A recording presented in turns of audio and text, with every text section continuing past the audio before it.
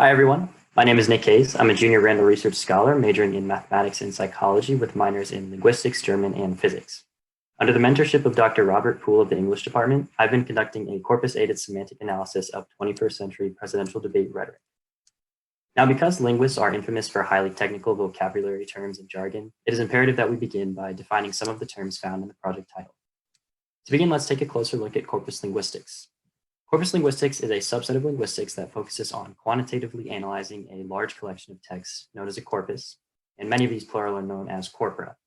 This field is very closely related to computational linguistics and natural language processing, but it is ultimately the study of a large corpus of electronically encoded instances of language use. To get a better idea of what a corpus is, let's take a look at a few examples of publicly available corpora. First, we have the Wikipedia corpus, which is a body of text containing 1.9 billion words from Wikipedia articles. We've also recently seen the emergence of the coronavirus corpus, comprised of news articles discussing coronavirus and would perhaps be of interest to linguists studying language use surrounding COVID-19. We can also have even more specific corpus, such as the corpus of American soap operas. Now that we have a better idea of what a corpus is, it is important to define the corpus of interest for my research.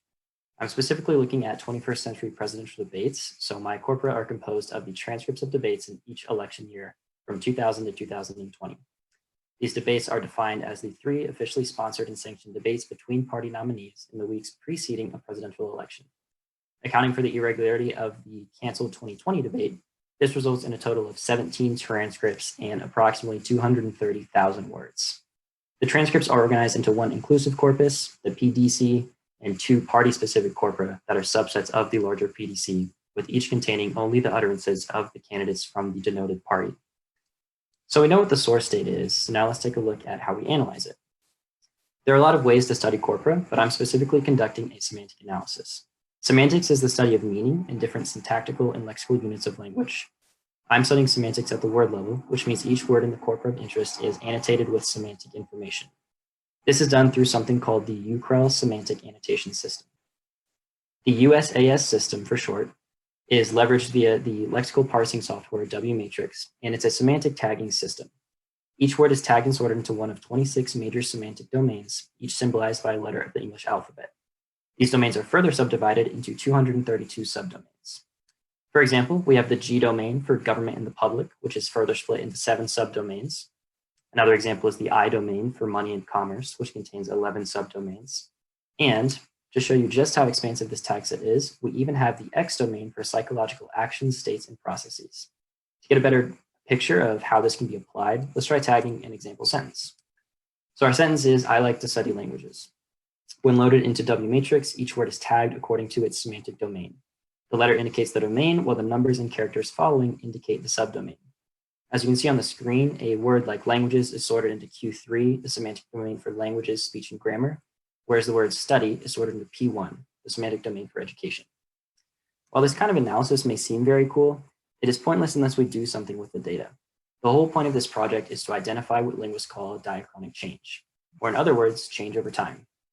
To do this, we can employ a variety of techniques, including but not limited to keenness analysis, collocation analysis, or frequency comparisons, or, as I've done here, we can use correlation statistics. In particular, we can use correlation statistics to see if the prevalence of a normalized semantic domain frequency is correlated with a changing time variable, with the overall goal of identifying if particular domains generally increase, decrease, or demonstrate no pattern change over time. So now that we've covered all of our linguistics jargon, let's really get into this project. While each step is very intensive, my research is boiled down into 3 steps: corpora construction, the presidential debate transcripts, semantic annotation conducted in WMatrix, and analysis of the resulting data. Based on existing literature surrounding statistical measures of correlation within corpus linguistics, the most effective way to identify diachronic change in this context is through Kendall's tau statistic. While this is not the only measure of correlation, it is particularly appropriate for diachronic change and also for my relatively small sample size. It varies from -1, which is a perfectly negative correlation, to 1, which is a perfectly positive correlation. Before we take a look at the results, I want you to think about what we might expect to see based on our knowledge of 21st century American history and the debate participants. In chronological order, I've listed the debating candidates. Think about what preconceptions you may have about these speakers, what American issues were prevalent during each era, and how this might reflect in the language use of candidates. So let's take a look. Here are the top 10 statistically significant trends we see in semantic domains over time. On the left, we have the coded semantic tag, followed by the column with each tag's Kendall's tau statistic. Remember, a number close to -1 indicates a strong decrease over time, whereas a number close to +1 indicates a strong increase over time.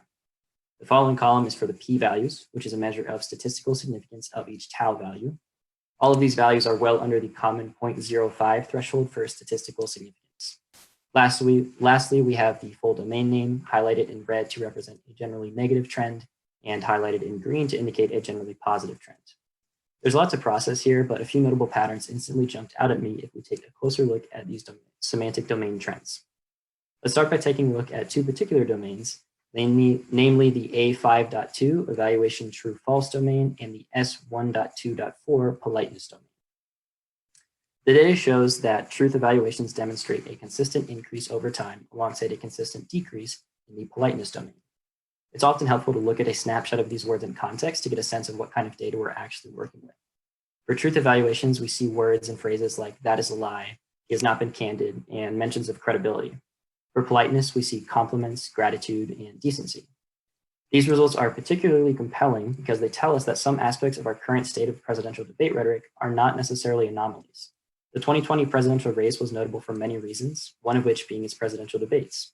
And while many consider this to be a unique era of fake news and accusations of credibility, alongside an era of impoliteness and a decrease in mutual respect among candidates, the data shows that this may not actually be the case. Instead, it supports the idea that truth evaluations have been steadily growing for at least 2 decades, alongside a similarly long decrease in politeness. If we take a look at some of our other results, we also encounter some interesting findings that may provide additional commentary into the state of our country. Words related to both toughness and warfare have generally decreased since 2000 as well. From looking at the actual values present in the data, what I can tell you about the G3 domain specifically is that what we actually see is a jump in frequencies in 2004, followed by a decline in each subsequent year. While we certainly cannot imply causation, when we think about US involvement in warfare and defense, this makes logical sense. 2004 was the first election year after the 2001 9/11 attacks, so it makes sense that there was an increase in rhetoric related to warfare and defense at a time when our country particularly valued those principles. And while those values are still retained, our contemporary climate in general does not carry the same heightened sense of security and need for defense as it did in late 2001. So we've seen how this semantic analysis can be powerful in uncovering trends. But why is studying presidential rhetoric important? And perhaps more importantly, why presidential debates? Well, the presidency and its rhetoric provides us with a snapshot of how our country is doing, where it's heading, and how connected it is to its people. Studying such rhetoric in election years amplifies these qualities and allows for a focused analysis of what candidates believe voters want to, need to, or seek to hear. We can see how linguistic features correlate with events in people in American history. We can see what kind of language successful policies, positions, people, and arguments have, which allows us to be more thoughtful consumers of political media. Lastly, because I've already constructed the corpora, there's a wide range of future directions for this research. Future possibilities include a part of speech analysis, going back even further to incorporate all presidential debates, or even a comparative analysis of semantic features across party lines. Before wrapping up this presentation, I'd like to give a special thanks to Assistant Professor Dr. Robert Poole, who has been an excellent mentor throughout this process, and I'm greatly appreciative of all of his support. I'd now like to open the floor to any questions. Yeah, Nick, you selected Kendall's tau as your correlation statistic as opposed to Pearson's or some other correlation statistic. What makes Kendall's tau preferable over one of these other measures? Mm-hmm. The choice of Kendall's tau statistic is supported by knowledge in both the field of mathematics and corpus linguistics. For the mathematics side of things, we have generally 3 commonly used correlation statistics. As you mentioned, Pearson's is one of them, Spearman's and Kendall's tau are the other 2. Pearson's was not chosen because that is specifically for linear relationships. While we are looking for a general trend over time, it is not necessarily imperative that this relationship be linear, which eliminates Pearson as a valid option. In between Spearman and Kendall's tau is less sensitive to outliers and is particularly well suited for smaller sample sizes, hence making it the most appropriate choice of correlation statistic for this measure. In addition, there is a wealth of research that has already used Kendall's tau statistic in the field of corpus linguistics. So there's a body of literature conducted by experts in the field indicating Kendall's statistic as a suitable measure correlation for diachronic change analyses. So overall, how accurate would you say the semantic annotation system is? Yeah, that's a great question. The success of this project is really dependent upon the accuracy of the semantic annotation system. And fortunately, it has been fine-tuned over decades of research. It's currently hosted by the University of Lancaster and their faculty, which is a renowned staff of experts in the field of corpus linguistics. And over the years, they've continually fine-tuned the semantic annotation system to now reach a reported accuracy of approximately 92%.